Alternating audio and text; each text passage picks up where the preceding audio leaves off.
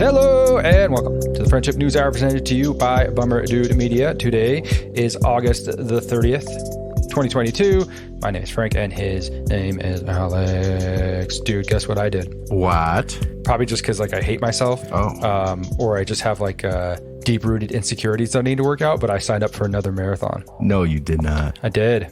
Oh, man. But not just any marathon, the Honolulu 26-point tour. Look at you, man. Yeah, we're going out to Hawaii in December. Oh, nice, dude. Just you and Jack? You going out with more? Oh, the baby as well, yes. Well, of course, man. Yeah, he'll be like 3 months then, so. Oh, that's sweet, dude. Team Daddy. Hey, that'll probably be easier than San Diego, right? Because San Diego is pretty hilly for a marathon, right? Yeah, San Diego is incredibly hilly. This I think is mostly flat because it goes all along the ocean. So There might be some elevation, but I don't think it's nearly anything close to what San Diego was. Nice, dude. That'll be sweet. Yeah, I'm stoked. I've never been to Hawaii. So first time I'm going to land in Hawaii, and then within 24 hours of being in Honolulu, I'll be running a marathon. That's probably the way to do it, though, because then the rest of the vacation, I'm sure you're going to be there for a while longer. You can enjoy it. It's not looming, Yeah, we're doing it like Saturday to Wednesday for that reason, because it would have been like Thursday to Monday or Tuesday, and it's like you don't want to sandwich a vacation with a marathon. Right. Damn, dude, that's sick. I thought you swore you would never do another one after this. I think I said I was done, but I think I found a second wind, and I'm ready, man. That's awesome, dude. I've done it. I bring that up not only to not so subtly prove to you all that I'm better than you, but I found out today is the 118th anniversary of the 1904 Olympic Marathon, which featured purposeful dehydration, rat poison, rotten apples, wild dogs, and much more. I'll bring you through it here right now. This is in St. Louis, Missouri. Mm-hmm. Winner Fred Lorse crossed the finish line first and took a photo with Alice Roosevelt before people realized he'd hitchhike from mile 9 until the car broke down at mile 18. So before they disqualified him as the winner, the rightful winner, Mr. Thomas Hicks, received several mid-race doses of rat poison strychnine mixed with brandy and an egg white, and he continued to battle onwards, hallucinating. And while his team carried him over the finish line, he shuffled his feet as if still running. So picture a grown man being held and running in the air as he crosses the finish line after taking rat poison with brandy. William Garcia was found lying in the road along the marathon course with severe internal injuries caused by breathing the clouds of dust kicked up by race officials' cars. He nearly died. Cuban postman, these are the people that used to participate in the Olympics. Cuban postman Adarine Carbajal joined after losing all of his money gambling in New Orleans, hitchhiked to St. Louis, and in street clothes that he cut to make his legs look like shorts, he ran the marathon, and he hadn't eaten in 40 hours. He stole 2 peaches from a spectator, and then he went to a apple orchard and started eating the apples, and they were rotten. So he took a nap on the course to deal with his stomach cramps, and he finished 4th. 2 South African entrants were in town for the 1904 World's Fair, and they were chased nearly a half mile off the course by wild dogs. They finished 9th and 12th, respectively. The organizer decided to allow only one water station along the 24.85 mile course of the marathon, even though it was conducted in 90-degree heat. Unpaved roads choked with dust. His ostensible reason was to conduct research on purposeful dehydration. Dude, that honestly sounds, I don't know why when you were talking through that though, but it honestly reminded me, or sounds like, a White Lotus episode. Do you remember that show? I do remember White Lotus. I don't remember them. Oh, okay. Yeah. All the crazy shit going on at the same time, and people, it just made me think it sounded like chaos. Yeah. No, for sure chaos. So the winning time was 3 hours and 28 minutes, which is still an impressive marathon. Oh, that's pretty damn good. Yeah. Shit. So there you have it. The 1904 marathon. Well, congrats, man. So when are you going to start training? That's December. No, now. Right now. So you're flying with a baby. He'll be pretty young. Yeah, he'll be like less than 3 months old. Yeah, okay. Probably, unless he comes tomorrow. Which he might, dude. I have those thoughts all the time. He could. Yeah, dude, it could happen. Our buddy Pat, man, they're like three weeks out almost. And they're close, huh? It could come anytime, and be perfectly healthy. But yeah, it's just, it gets down to that. I don't want to say crunch time, but it's just that time where it's like, oh shit, it's about to happen. Like, this shit's real. Dude, yeah, for sure. And it's wild how many people have like picked up on it who we don't interact with every day. Like, they'll just like reach out and be like, oh, you guys are so close. Okay. Yeah, I didn't need another reminder. Thank you. I know. Dude, it does set in. I've been having some like crazy thoughts. I was building his crib the other day. I'm like, Jesus Christ. Yeah, hell yeah. I saw Jacqueline post up something about like needing a nanny eventually too. So. Oh yeah, we're working on that. We're working on getting ourselves a nice bilingual. No. A bilingual baby. Beautiful. Yes, it's cool times. It feels good to be alive right now. I'm excited for all sorts of things. Hell yeah, dude. That's what's up, man. And you have to finish the marathon or your son's going to think you're a bitch. So. Yeah, and he still might. So it's a long road ahead. Oh, fantasy football is about to start. I'm excited about that. Yeah, dude. I know. Me too. I have 2 drafts on Thursday and then another draft on Friday. Okay. Yeah. I'm in 3 leagues myself this year. 1 on Thursday, and then I have Tuesday, Wednesday next week. So. Yeah, I was forming yet another fantasy football group chat today, and I was like, I think this is just what being a fucking 30-year-old is. Just starting new fantasy football group chats. Hey, do you guys want to join a league? It's $50. It is one of the most annoying times of the year in that everyone's texting like, oh, I can't make that draft date. Oh, I can't do that. Like it's picking a day that works in that many people's schedule, even though it's only like an hour to hour and a half. It's surprisingly hard to find a time that always works for people. I feel like at least in one of my drafts every single year, it's like just a fucking hassle of like group text fuckery. And it's just, you know, 40 text messages before you even get anything close to something. And then one person's like, oh yeah, that doesn't work for me. You're like, fuck. Dude. Yeah. It's a spectacle. Somebody should do a like documentary on just a bunch of dudes trying to organize themselves. But that's actually not very charitable because I am in a league with plenty of women who win. Yeah. That's impressive. Who are good. Yeah. But I do like fantasy football. It's a good time. It makes it interesting now that there's a hollowness to my NFL fandom. The podcast host in me wants to ask you for fantasy tips and blah, blah, blah, blah, blah. But I have none. Fellow competitor in your league doesn't want to share my tips and tricks with you. No, ask away. I'll give you some bullshit. I don't know. Dude, I haven't kept up with almost anything. I have no idea. Yeah. I saw all these names yesterday. I did a draft in like a whatever league yesterday. Mm-hmm. And dude, I saw these names. I was like, oh, I'm way out of the loop. Yeah, 'cause it's always like that shock when you come back to look at it again and it's like a quarter of the league or whatever has been traded, you know, like. Or moved down the draft board from like 2 or 3 years ago when they were like really high up. Yeah, right. And you see them like, oh yeah, you're getting old. You 29-year-old. What do you do with like a Tyreek Hill? I don't want him. One of the best, if not the best receiver in the entire league, but he's on the Dolphins now. Like, what do you know he's got the talent, but the fucking dude throwing the ball can barely put it on the money. It's like, so you just gotta like, it's funny with football, with fantasy football and stuff. Like there's a lot that really goes into making a good team. Like there's a shit ton of luck, but like there actually is a lot that goes into that whole process to where it's not just like a blind bet of whatever gambling, whatever you're doing, where like you kind of know your odds or whatever at a casino. But like in football, like you're gambling a little bit, but like you can make, in sports betting in general, you can kind of make calculated moves and like kind of gambles. But it's a game that rewards inconsistency, so you're never going to be able to time anything correctly. It's honestly just mostly luck. But like you can put yourself in a good position just by being competitive and like keeping up and like working the waiver wire. Like if you wanted to compete in fantasy football, it wouldn't be hard to like make the playoffs every year if you were up to it, because you got to think in like most leagues there's like 3 people who like if they through 8 weeks just have a shitty record, they're gonna make it whatever, I don't care about this, and stop playing it and just kind of fall off. So you could make it happen, sure. I think. Yeah, but it is a big time suck. Yeah, it is, man. Huge, man. Yeah, way too much actually, taken away from work and studies or whatever. Speaking of studies, this Bill Maher starting his show last week. I know why you're happy tonight, because your bullshit liberal arts degrees are getting paid off. Isn't that great? Yes. President Biden made it official. He's going to pay off for giving over $300 billion in college debt. And today he was voted the sexiest man alive on SugarDaddies.com. No, the kids were giving up on him. Now they love him. I was on Melrose Boulevard today. Oh my God! Everybody's wearing aviator glasses, and they're all getting no malarkey tattoos. It's amazing. Kids. Comedic stylings of Bill Maher. Does that affect you, the student loan cancellation?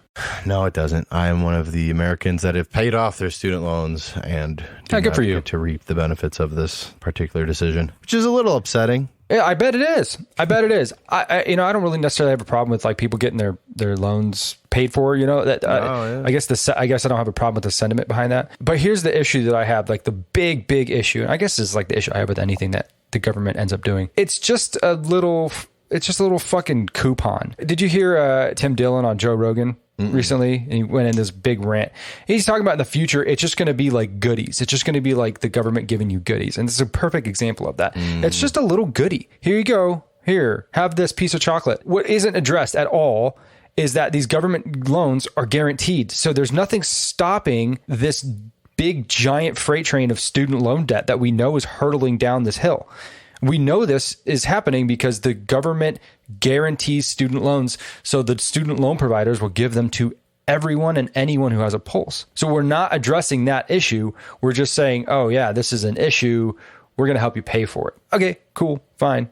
It will affect me. It'll affect Jacqueline. We'll get some stuff paid off. That's awesome.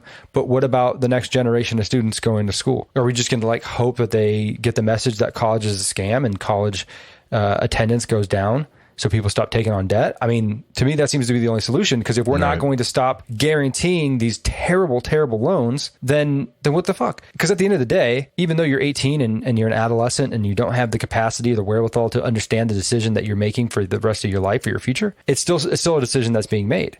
And it's still, you're signing on the dotted line. And it's still something that anybody who took student loan out, that's what they did. So it's frustrating to see action taking to just kind of massage the issue and not like really get out the root out the center of it. It's a little frustrating. Yeah, it is. And then like from my standpoint, it's frustrating because it's like I didn't have an incredible amount of student debt, but like I did have debt, and I paid it. I made a priority as soon as I kind of graduated to pay that shit off. And then it's almost like, well, if I would have just not that I could have known in hindsight, but it's like if I would have just let it go, maybe I'd be 10 grand richer right now. And it sucks. Like, I guess there always are going to be people that are going to be offended in any kind of situation like this, like feel like they got slighted. But I would feel like an asshole if I like just paid off my debts and then then they pass this. It's like, what the fuck?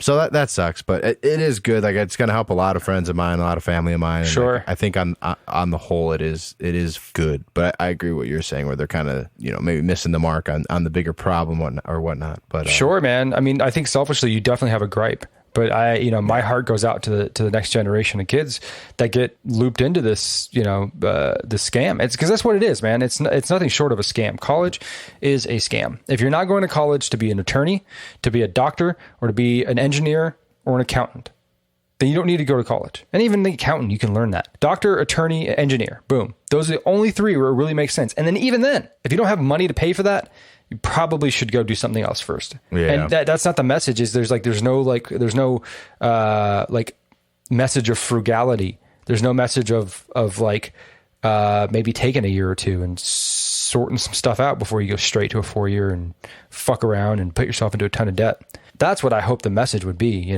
This is the U.S. Open week in tennis. It is, dude. And it is the last big week that we will ever see Serena Williams play professional tennis. So it is.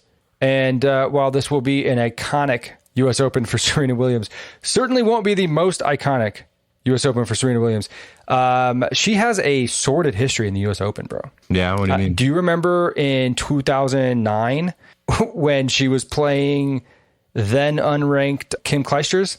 I don't know. Okay, she's playing Kim Clijsters. It's the semifinals of the U.S. Open. It's obviously very contentious. There's a lot going on. She loses the first set and slams the shit out of her racket. Just completely wrecks it, and the umpire gives her a code violation. So it's in the second set, and I think it's like break point. And if she loses this point, she goes down 2 games in the second set. And so like everything's riding on this. Mm-hmm. And the line judge calls a foot violation, and she fucking loses it. First of all, terrible call, right? Like, doesn't need to be made. Wasn't a violation at all. But she absolutely loses it, and she turns to the line judge, and she says, "If I could, I'd shove this ball down your throat and kill you." This is what she said to her. Yeah. The heart of a champion. So then you ain't lying. and so then the umpire calls the line judge up and asks her what she said. And then she gives Serena another a violation for verbal abuse. And then it disqualifies her from the U.S. Open. She's had problems before, man. She played Naomi Osaka. And I think it was the finals of the U.S. Open. Finals, U.S. Open 2012. Yeah. 13, and she something like went that. the fuck off at the line judge. Well, do you remember what happened? So she actually got this rule changed in tennis. She got in trouble for being coached by her box, which is like, for some fucking reason, frowned on in tennis. You can't be coached, which I think that's no really sense weird. because in any other sport you can be coached. You are like, Right. There's a coach on every team. So your coach can sit in the box next to the fucking court, but can't technically do anything, make any motions, do anything towards you. And they said that her box was getting too worked up and that there was some kind of talking going on. That rule has since been changed. I think, honestly, because of the situation that happened. But Right. I always remember Naomi Osaka was like, there's a documentary about her life, which is actually really depressing. But she was telling about how when this happened, and she's like, I won, and like it was my first major. I like don't know even what to do because I'm so young. But like I'm on the inside, I like feel like shit because my idol is like basically bitching that I won on like default, basically, you know, even though Naomi went on to beat her, you know, like throughout the whole match anyway. But like at that point, her, you know, Serena's mental was cracked. Yeah, I guess they gave Serena a thumbs up or whatever, and the umpire said that they were coaching, so she gave her a violation. Mm-hmm. And Serena, when that happened, was like really polite and was like, "Look, I can understand what you thought you saw, but I'm not a cheater. Like I'd rather like die than cheat. Like, I'd rather like lose than cheat." Mm-hmm. And then later, I think it was she's like smacked her racket again on the court, and that was the second violation. And so they deducted her a point. And so she just like lost her shit. She was like, "You owe me an apology. I'm not a cheater.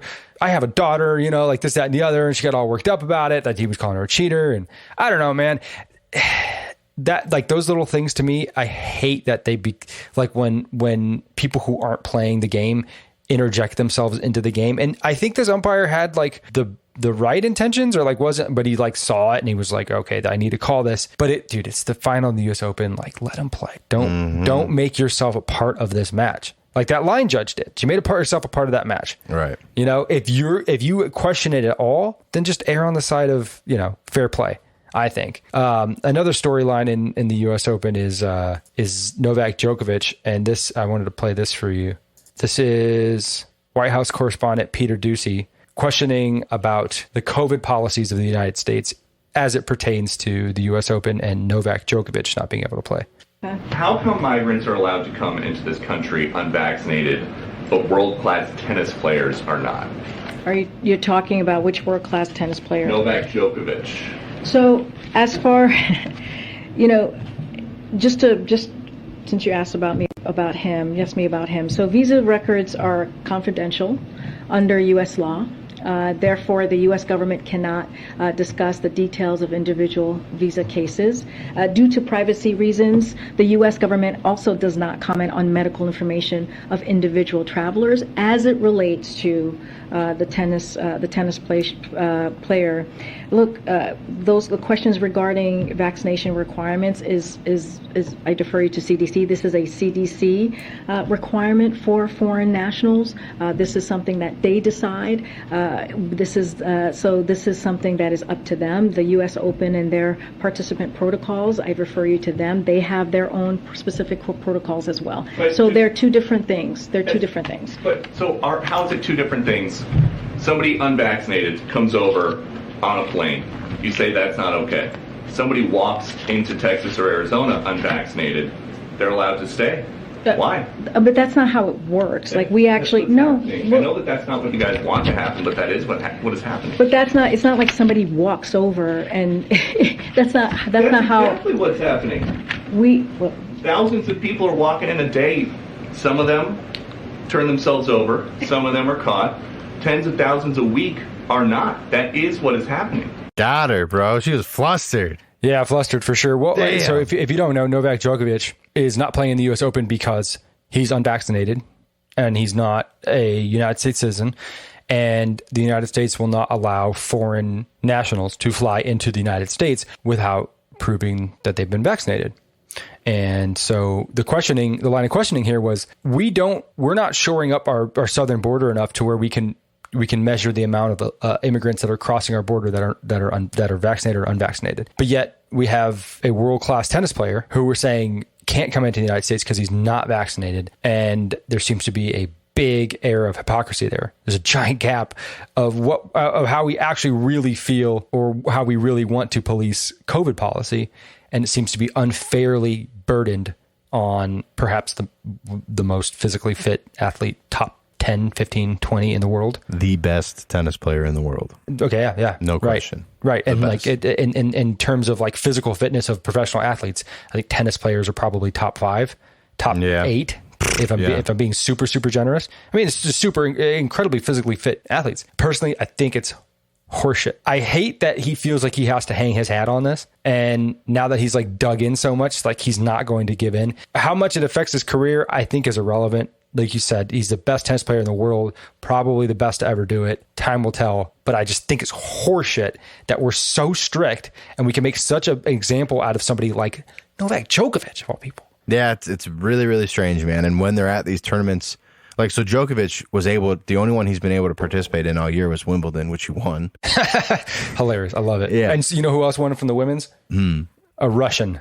Ah, really? Yeah. Tremendous. Well, no, they were trying to exclude Russians from playing in Wimbledon. This is terrible, terrible policy. So, but while he was there, he said like he was with his camp on lockdown the entire time, like taking it seriously. He's just like, I don't want to be told, similar to Aaron, like to a lot of these people, Aaron Rodgers, Kyrie Irving, like I don't want to be told what to put into my body. Like that's his right, like in this country, like it should be. So it's like, be forced to do that to just do your job. Like Novak's like at a point where he's like, fuck you. I don't need that. Like, that's fine. I'll lose a couple majors. That's fine. You can take those off my record. I'm still tied for number 1 of all time. And I'm sitting out like the last 3 or 4 of them. So fuck you. Like, right. I'll just play Wimbledon for the next 3 years. Make it happen. Ah, right. Man, it's crazy. Yeah. We played that clip of Djokovic when he was talking about, oh yeah, that's right. Bodily autonomy. I don't want you to tell me what I can do with my body, and I don't believe that you have the right to do that.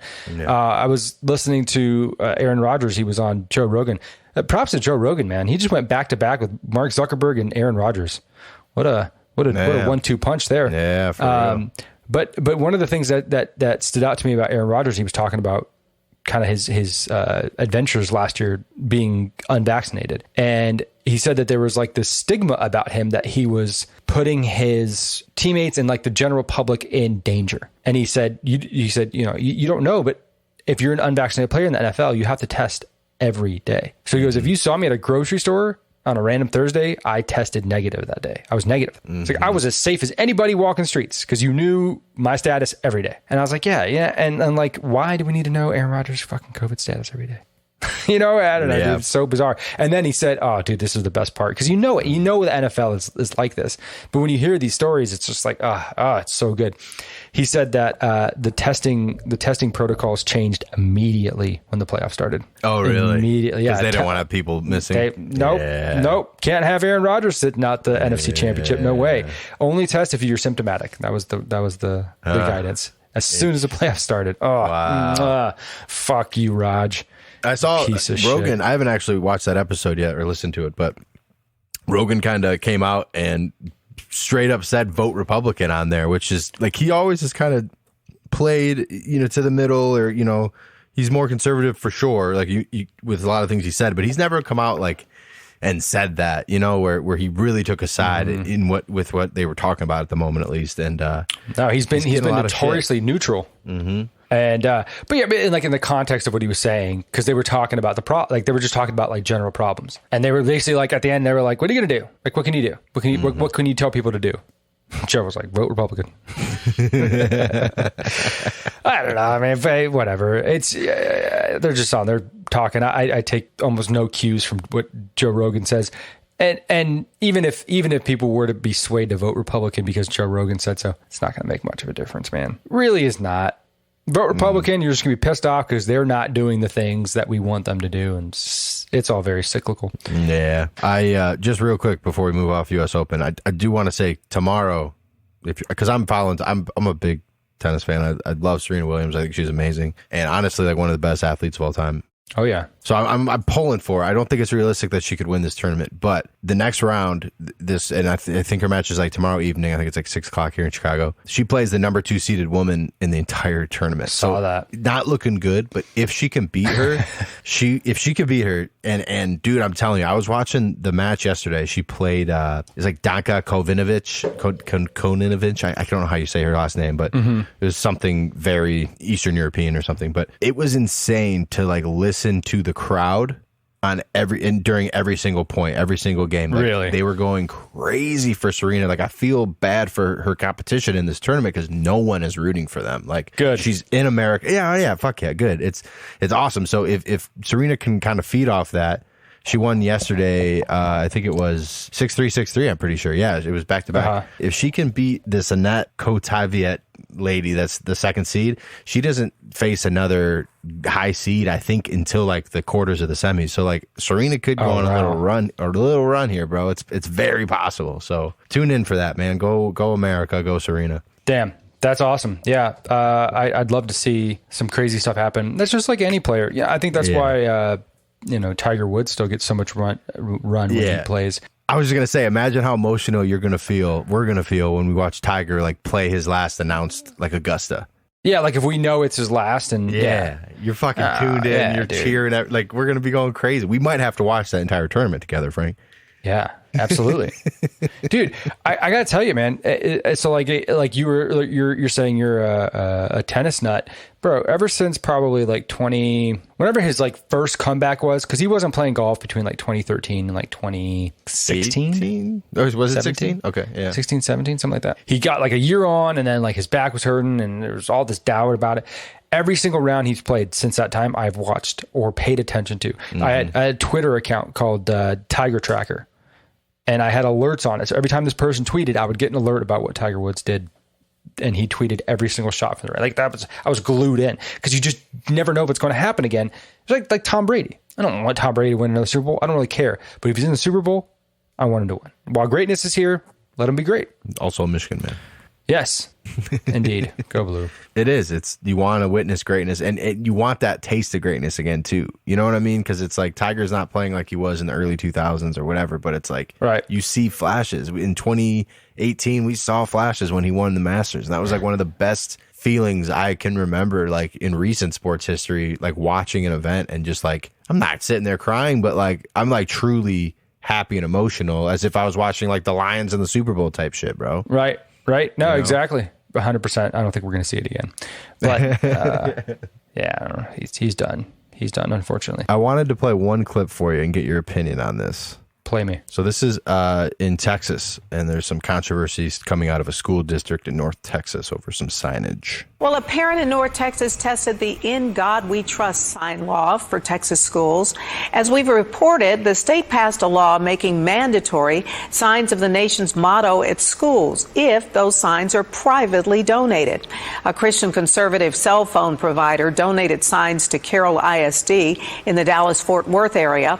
And last night, a parent attempted to donate "In God We Trust" signs written in Arabic and decorated with rainbow colors.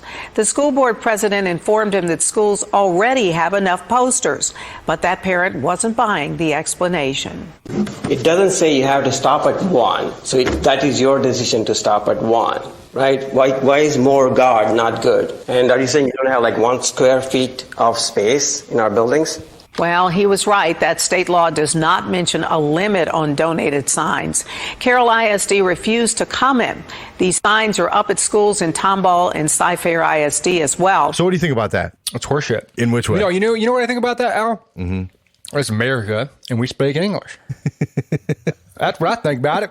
You like the country so damn much, you learn the language. If you don't like it, you can get out. You can get out. No, I saw that video. I'm like, well, that's a lot of conflicting principles in the world of Frank Huertas, as I know. So I was like, I need to show him this video. No, there's no conflicting principles there at all. I'm 100% on the side of the parent out there saying, what the fuck? Yeah.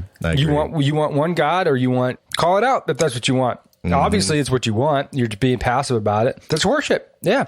I don't like how the American flag was upside down. I thought that was a little weird. Did you notice that? Weird. Yeah, because the law, I think he was just trying to like push the boundaries of what the law says, because all the law says that the flag has to be on it, not anything else. So I think what he's trying to do is be like, all right, fuck you, flag's on it. It's rainbow for, gay people, and it's in Arabic for Muslim people. Like, I think he's just really trying to like push the limits. But at the same time, I'm on the side of him where it's like kind of just seems like you're aiming this at one God in a public school. That's the law is weird to me. So if these are for public schools, and if it is privately donated, it has to be put up. That is so strange in a public school. Like I don't see anywhere else other than Texas where that would fly. Like, in public schools. I mean, that's like obviously a workaround, and I get what this guy's doing. If I think it would be better if it was a little bit, if it was in good faith. Like hey, in God we trust. It's here in Arabic. We have the American flag. We want to do the same thing. We just want our representation. I think he was trying to like push the point, prove the point, and whatever. I mean, do your thing. But I'm on his side for sure. Put it up.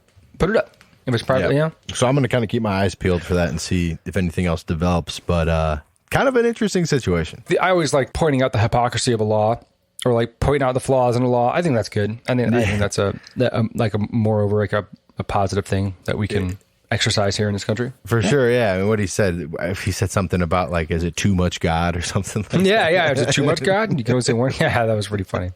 Yeah, I love it. More of that. But what do you got for me today, my man? We're not one to shy away from talking about controversial things. This is it couldn't be further from controversial. It's climate change.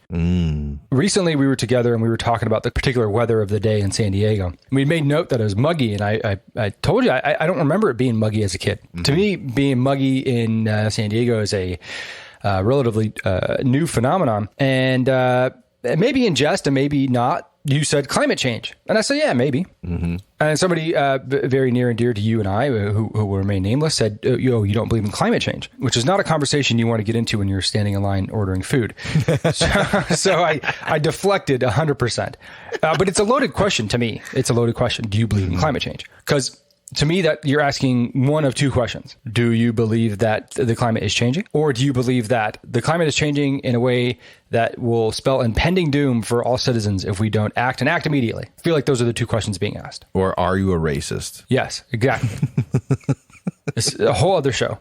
It's very strange how politicized this particular topic has become, and really ran away from what that actual thing is.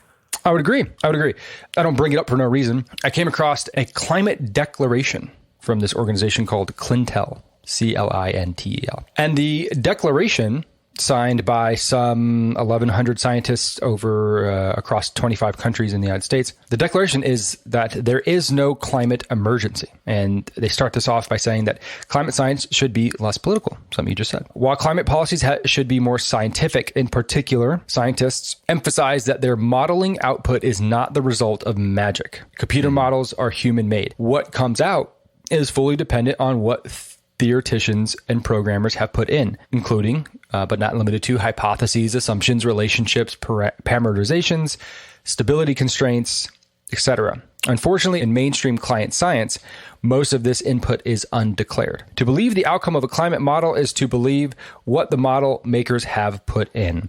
And so the whole argument here is we recognize what the science is telling us, which is objectively that the climate is changing. Specifically, that there is a higher carbon concentration in our atmosphere than there was 10 years ago, 20 years ago, 30 years ago, so on and so forth. It has been a trending upward climb of carbon emissions. The argument here is that what we are doing to model that into the future is flawed.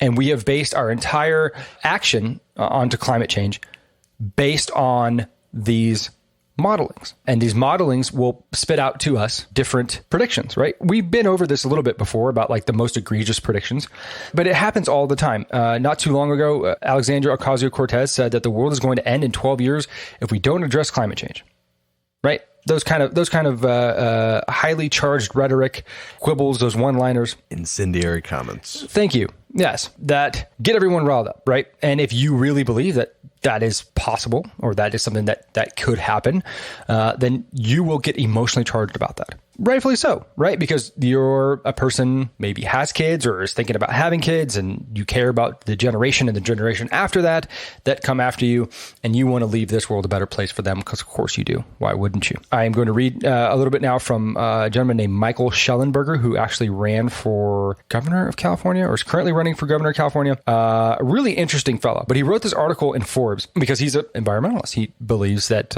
we need to do things to curb climate change. And he has a problem with the hyperbole of climate change, right? He says, first, no credible scientific body has ever said climate change threatens the collapse of civilization, much less the extinction of the human species.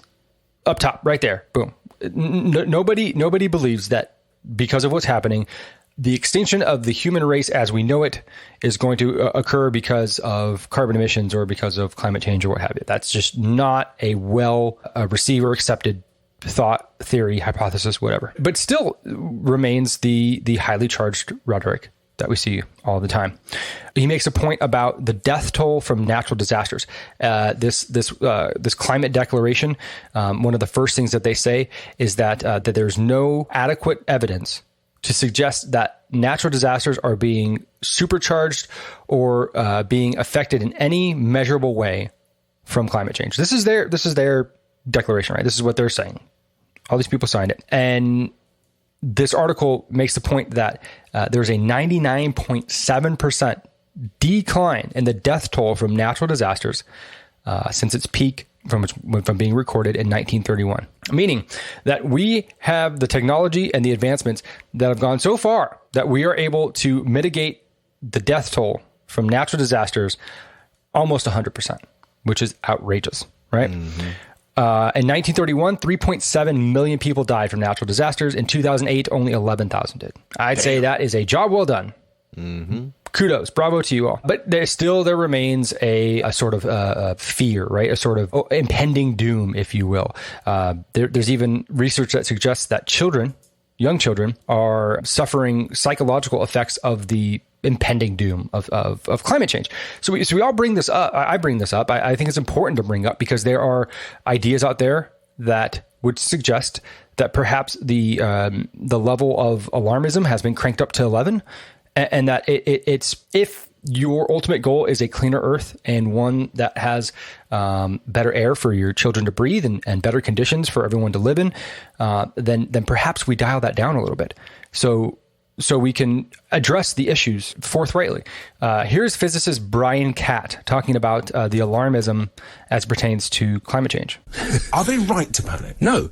They should relax, basically, simply because if they were to go and look at the natural history of the Earth, which has all been unravelled since these climate myths were created by the UN, they'd find that actually what is happening now is almost totally normal. And the Earth, on the short term, forget ice ages, that's a confusing thing, but for the last 10,000 years, which is a short warm period within an ice age cycle, it goes up and down about a degree at the equator, 2 degrees at the poles, about every 1,000 years. And it's perfectly normal. And the rate of rise now, before people start, obviously people might phone in with this one, the rate of rise is not unusual either. It's about 1 degree in a century.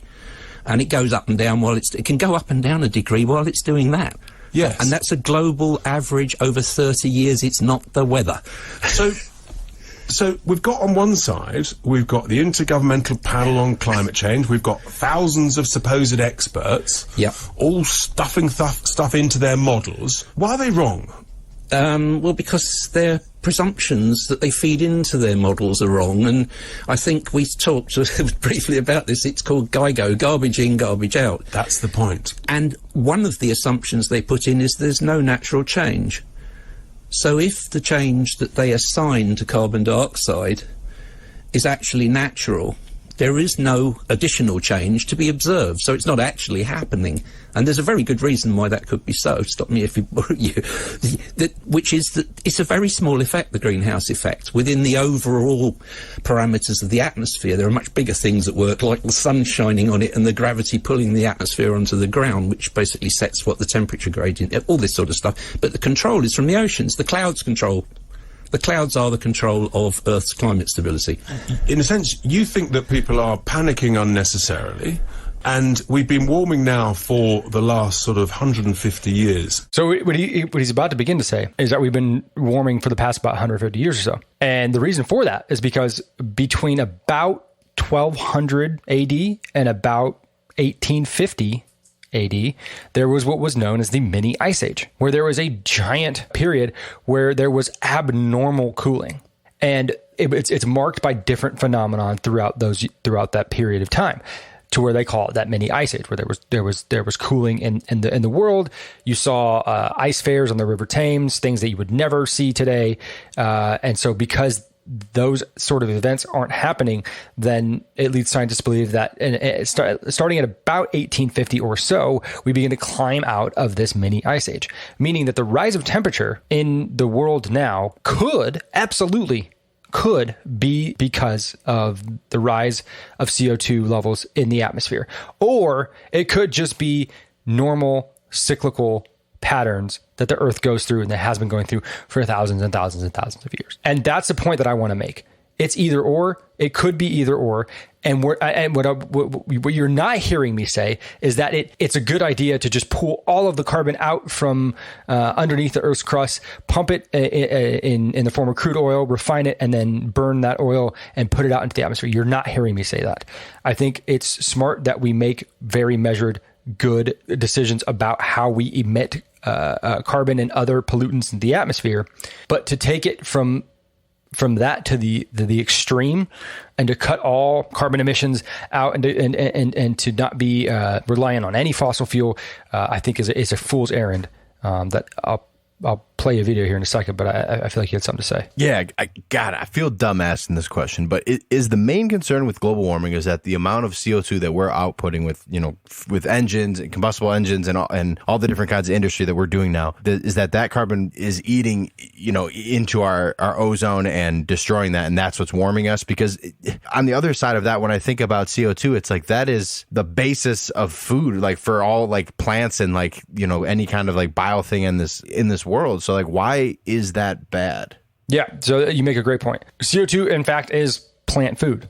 And there is a global greening effect that is going on right now because of the rise of CO2 levels, right? There have never been more trees in the world than there are today. That's one myth that I'd like to also expel. There's no worry about us losing, forests and whatnot. Now, in specific locations, will deforestation happen? That probably shouldn't happen, yes. And that's something that you can address. But like globally, we're not killing the planet by taking all the trees. There's never been more trees than there have been here and now, August 30th, 2022. The worry is that since 1850, there has been a dramatic spike in CO2 in the atmosphere. Not just like a rise in CO2. It's been like, here's been the levels and here's where we're at off the screen, right? So everyone's like, holy shit, that's a lot of CO2. And we've been noticing that since about the 1950s, 1960s. We've been realizing that we were emitting a lot of carbon into the atmosphere. And then the story goes that because of that, the Earth is warming. Is that because the ozone, it's eating at the ozone, and so we're not necessarily. We've mitigated that mostly. That whole ozone deterioration, getting rid of chlorofluorocarbons and things like that. Okay. The worry is that because of so much carbon in the atmosphere, that it creates what's called the greenhouse effect, which traps like hot air from going out. And so with the metric tons of CO2 in the air that we're polluting every day, that's going to cause heavier air, that's going to cause more pollution, that's going to trap more air in the Earth atmosphere, and that's going to warm the planet. So much so that the ice caps are going to melt, and that sea levels are going to rise, and that oceanfront property is going to be underwater in 10 years, and all these things that are based off of those models. And I think what we've seen through the 25 or so years of real world climate policy is that carbon emissions really don't mitigate or they don't have the effect that we think that they have on the Earth's temperature, right? Moreover, our reduction of that carbon and anything else that we do to fight climate change has a minuscule effect on actual climate data and what the climate is going to do. I'm going to share with you now a video from a man named Bjorn Longberg. He's the president of the Copenhagen Consensus Center. And what he did, he looked at the UN's climate policy initiatives, right? There was like 200 of them. And he was like, you can't just have 200 goals, right? Like that's never going to work. So what we're going to do is we're going to rank order these using cost benefit analysis. In other words, how much money could you spend towards one thing? And of the money that you spend towards that one thing, what is the return you're going to get in terms of how good it is, right? Obviously, very subjective. But what they found is that you can address things in the world to make the world a whole lot better, like investing in contraception for the small pockets of the world that don't have them, investing in child hunger in areas where it's real bad. And that dollar goes a lot further. And here he is talking about where the dollar to climate change goes. But the problem is that if we do sort of things that cost 1 to 2% of GDP right now and for the rest of the century, we basically solve almost no part of the global warming problem. We'd probably solve about 1% of it. So basically, by incurring a cost of 1 to 2% of GDP now and every year throughout the rest of the century, you'll have solved almost none of the problem come 2100. So you still have to pay all the same problems that global warming is incurring, minus a slight amount. And then you paid 1 to 2% every year. That's the basic idea of why most cost-benefit analyses show that unless you do it very carefully and only do a little bit of cutting and do it really smartly, you're actually incurring higher cost than the problem you're trying to solve. Yeah, so what he's saying there is that we can spend about 1 to 2% of our global GDP towards climate change. Even if we think that there is, there's like a apocalyptic event to happen at the end of this century due to climate change. So we're going to spend as much money as we can to combat that. Even if we did that, we would only solve about 1 to 2% of that problem, meaning we have zero chance to change the Earth's temperature and the Earth's climate. And why is that important? Like you might be thinking like, okay, fine, but I still think it's a problem. It's enough of a problem to where I'm willing to overlook all this and say full steam ahead. Well, the United States government just passed a bill called the Inflation Reduction Act. A whole other episode of why it's called that and why it does none of what it says it does. but we invested $369 billion into climate change. All right. So we're spending all this money, and really what we're trying to do in America, at least, and the world over, when you're talking about like Paris climate accords and things like that, what we're trying to do is cut carbon emissions. We're trying to solve like 1% of the 1% of the problem that the Earth is now experiencing. Right. If I can drive this point home, when I worked for Airgas, we would sell welding gases, right, to these companies. And these companies were always like kind of hitting us on the price of the welding gas. It's too expensive. It's too expensive. Okay, I can save you 15% on this welding gas. Well, that welding gas in your company is only worth about 10% of your expenses. 40% of your expenses are the raw materials that you need to weld two pieces of metal together. I can save you 50% on that 40% of your costs. And then I get to sell you this at this price. Does that sound like a fair agreement? That is what we're doing with climate change. We're trying to solve the very small percentage. We're trying to save 15% on 15% of our costs, when in reality, the rest of our costs, if we were to focus investment into them, we could help solve the problems over here way faster with way less money than what we're trying to do with climate change. Essentially, what we're saying is like our actions are misguided towards how we want to solve climate change. But what we're not saying is we're not denying that climate change is real. And we're not denying that it's a problem. We're not denying that it's something that deserves attention. And that's so important, because as soon as you start raising these questions, that's immediately what will come down upon you is, oh, you're a climate denier. You don't believe in climate change. No.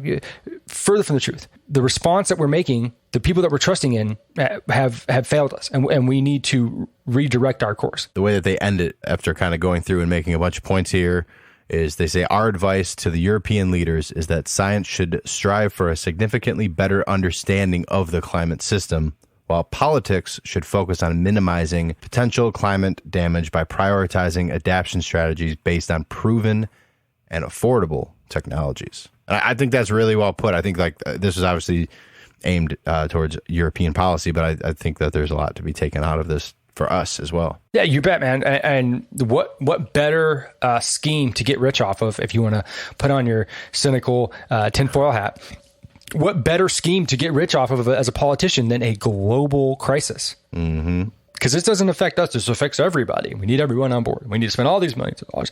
Where are we spending them? What are they doing? If we listen to people who are running a cost-benefit analysis of the things that we're doing versus the things that we could be doing, then maybe we could hold our politicians, our policymakers, the people who are spending our money to account and say, hey, we know that we can do this, this, and this to help solve a ton of other issues, but yet we're putting so much money into making sure that so California Air Resources Board just last week signed a policy into law that will ban the sale of new cars in 2035 that are of a combustion engine.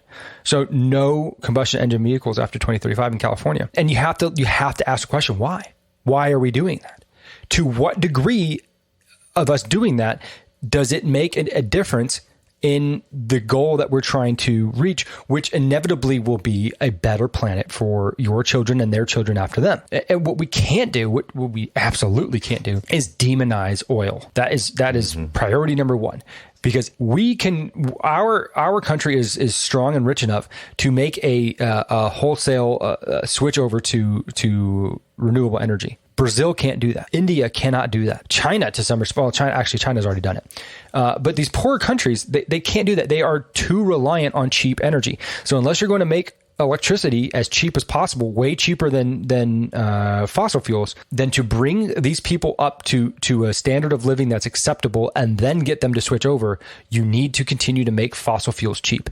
And because of our focus on carbon emissions, we are demonizing oil, and we are making it more expensive for these developing countries to then pull themselves up out of poverty and make a better lives for themselves. And I think that's really what gets lost in translation here, is that there are people in poor countries that we're not focused on because we're so worried about sniffing our own farts up here in Sacramento that we can't lend our attention to these poor countries that absolutely need cheap energy to get to where they need to be. All right. So one more thing before we get out of here, though. I saw, coming out of your state, actually, I was waiting for you to bring this up because I was like, fuck yeah, I'm prepared about it. But you didn't. So I'm still prepared about it. So fuck you. Indeed. It looks like California lawmakers today approved a big-ass fast food workers bill. Did you hear about this? I have not a clue. Dude, so this is a bill that even Gavin Newsom is against. That usually sounds like a bill that I want to pass. The Senate, your guys' Senate approved this 21-12, and then the Assembly sent it over with a 41-16 final vote to Newsom. Okay. So basically what this does, while a lot of people are against it, is it basically unionizes all fast food workers in California by laying like really union-like guidelines for how everything's like with their benefits, wages, like how they're going to be treated. All the shit that you would argue for in a union kind of contract negotiation, it grants all of them, right? Like as soon as I guess this would go into law, all of those rights across the board.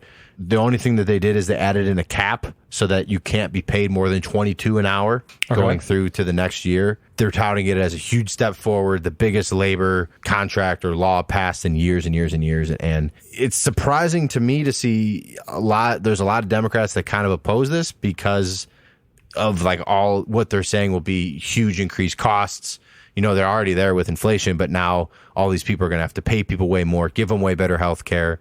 Do all like change all their policies, and it's not even Starbucks wants to unionize, so Starbucks and the union, you know, those workers sit down and negotiate a contract based on them. This is like across the board, so it's like a lot of people are worried that it's not necessarily going to cover everyone, but it's just really broad strokes in an effort to just like fuck you to corporations in a way. Yeah, sounds like California to me. Yeah. It's just it's really interesting to me because I was part of a union, and then you know I was about it, and I was a steward and all this other stuff. But to me, it just doesn't seem to make sense. They talk about Jesse Lara, whose family owns 34 El Pollo Locos out in your way in LA and San Diego, and they think it's actually going to do more harm to the company than good for over 1,000 employees that they have, stating it unfairly assumes that we rip off our employees in order to make a profit.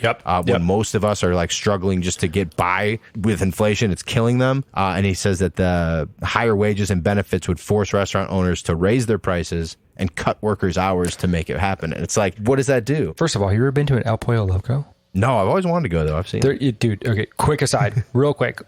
I was in Airgas like account manager training, and they brought a bunch of people from around the country into Long Beach. And one day they had El Pollo Loco catered. El Pollo Loco is just like, I don't know, it's like Mexican chicken, right? Like open flame grilled chicken, rice and beans, whatever. It's super like generic, like lightweight Taco Bell status.